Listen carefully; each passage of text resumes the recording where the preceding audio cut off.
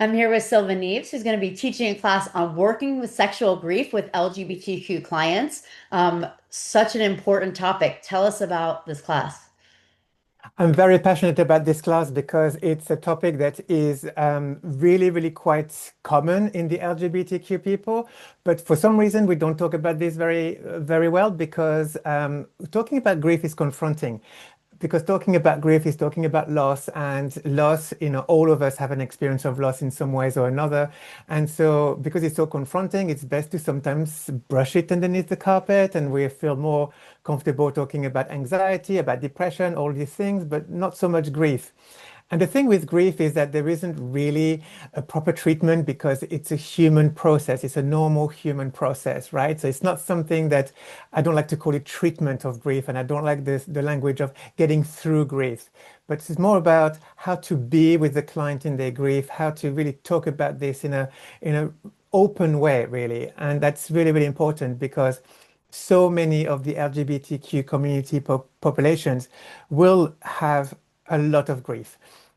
Grief, for example, not always the obvious grief. We're not talking about death, although of course that can happen, but really we're talking about the grief of not having had the parents that were supportive, that should have been loving and caring at the moment of coming out, for example. Grieving childhood, grieving adolescence. A lot of LGBTQ people don't feel like they can experiment with dating like their heterosexual peers did at the time of high school. And so there's a grief, that lost time that you can never get back.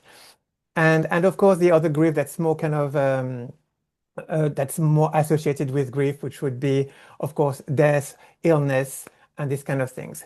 And sometimes the grief process can happen too for positive things. For example, a trans person going through transition could be a moment of gender euphoria to feel that they finally have the body that they've always felt. But it could also be coming up with the grief of having had to do that long, difficult process to get there. So sometimes it's really important that we can talk about the celebration of the queer communities and the queer identity, but also with the grief that comes with that.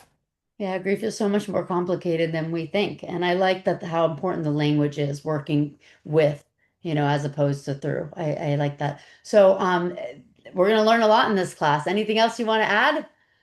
I think really the take-home message of this class is going to be quite a bit different from the usual lecture that I do because it's not going to be so much about theories. It's actually more going to be about being. A lot of the grief process as therapies that we can help our clients with is with the therapeutic relationship.